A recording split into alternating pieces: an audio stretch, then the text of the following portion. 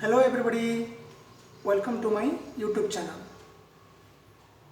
Previous class we have discussed the functions of machines, work, unit of work, everything we have discussed. Today our topic is types of machine. What? Types of machines. Different types of machines are there. We know that a simple machine also there, complex machine also there. Out of simple machines there are total how many types? 6 types. First one, the first types of machine is what? Lever. Second one is what? Inclined plane.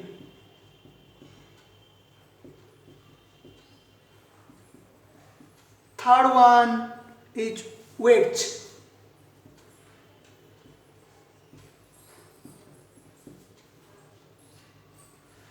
Fourth number is what? Screw.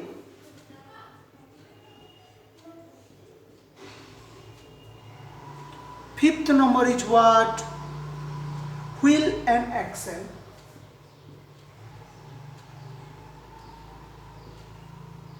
And VI means sixth number is what? Pulley. So there are total how many types? 6 types of machines. First one is what? Lever. Second one is what? Inclined plane. Third one is what? Wedge. Fourth one is screw. Fifth number is what? Wheel and axle. And next one is what? Pulley. These all are simple machines. Now we will discuss one by one what are the functions and how we are using this all 6 types of machines. First one is lever. And lever is what you know, it is a type of what? A rod where one fixed point or pivoted point is there. Through that it rotates. That is called fulcrum. That is called what? Fulcrum. So what is lever? A lever is a rigid body capable of rotating about a point on itself.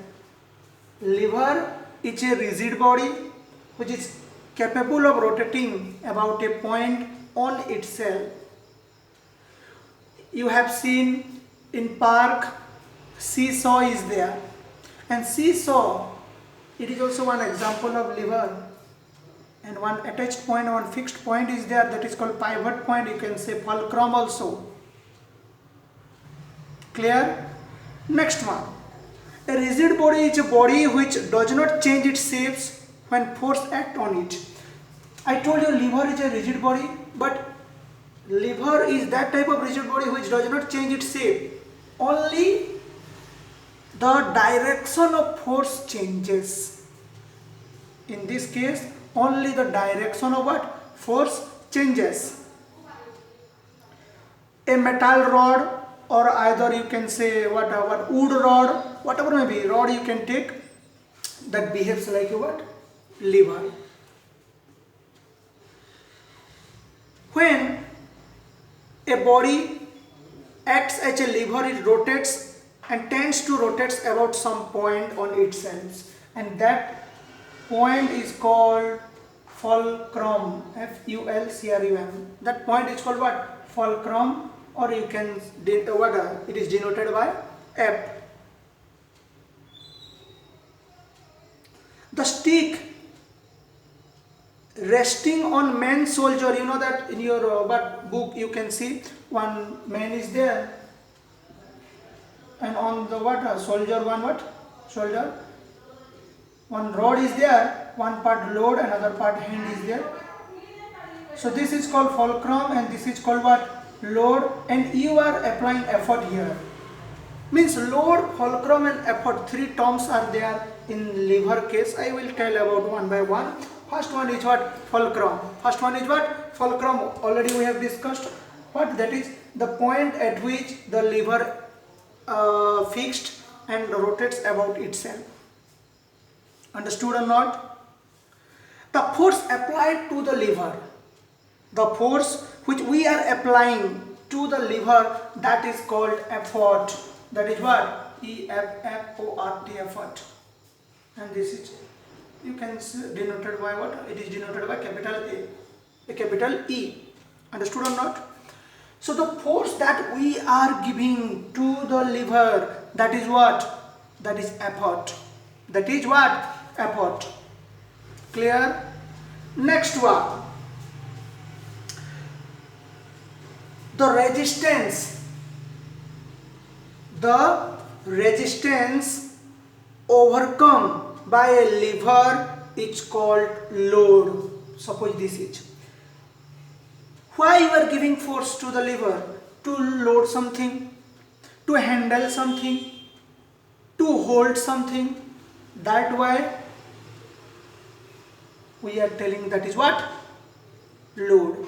Means the friction, the what? Friction, otherwise the resistance overcome to the effort is called what? That is load. So lever, now we have discussed one fixed point is there, that is called fulcrum. Another part is effort, and the resistance offered is what? Load. And this effort is applied by us, load, to overcome the what? Effort. And this is what? A fixed point. The fulcrum is a what? Fixed point. Understood or not? Next one.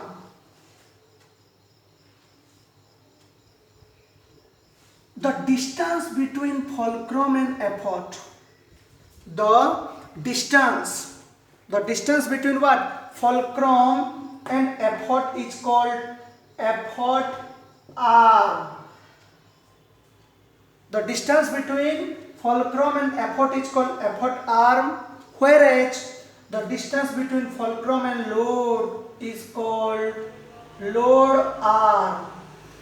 The distance between effort and fulcrum is called what? Effort arm, whereas the distance between load and fulcrum is called what? Load arm. According to this arrangement, effort, fulcrum and load, it is classified into, the lever is classified into how many types? 3 types. How many types? 3 types. Let's see one by one. Class 1 lever, class 2 lever and class 3 lever. So how many classes are there? 3 classes. What are that? Class 1 lever, class 2 lever and class 3 lever. Understood or not? Class 1 lever, fulcrum is in between load and effort. In class 1 lever, fulcrum, the pivoted point, the fixed point, is in between load and effort. Whereas in case of class 2 lever, the load is in between fulcrum and effort. In class 2 lever, load is in between what? Fulcrum and effort. Whereas in class 3 lever, in which lever? Class 3 lever, the effort is in between fulcrum and load. So according to this, lever is classified into 3 types. First one, class 1, class 2, class 3. In class 1 lever, fulcrum is in between load and effort. In class 2 lever, the load is in between fulcrum and effort, whereas in class 3 lever, effort is in between fulcrum and what? Load. It is in between what? Fulcrum and load. Clear? Understood or not? Next one. In class 1 lever, maybe the effort arm means, now I told effort to fulcrum is equal to the load arm. in class 1 lever the effort arm may be equal to the what? Load arm. But in case of class 2 lever, load is in between fulcrum and what? Effort. So always in this case effort arm is greater than load arm.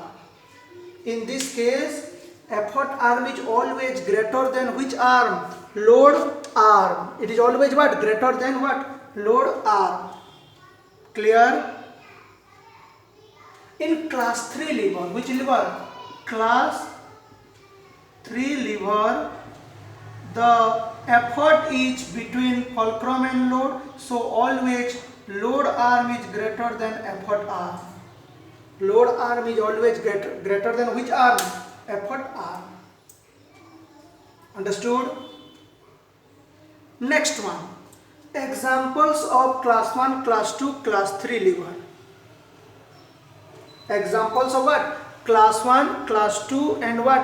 Class 3 lever. First one,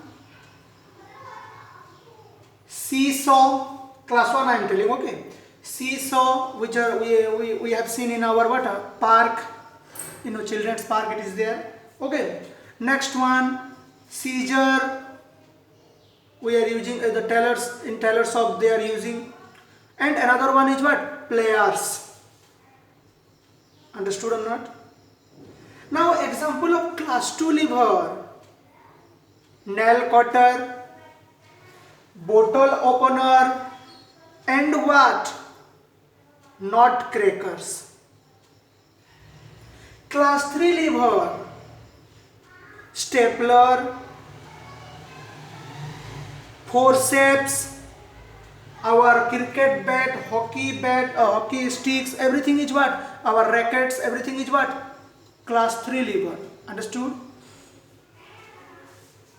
Next class, again I will little discuss more about what? Class 1, class 2 and what? Class 3 lever with the details. We will read mechanical advantage also. How in class 1 lever mechanical advantage depends. How in class 2 lever mechanical advantage depends. Okay, we will read in next class.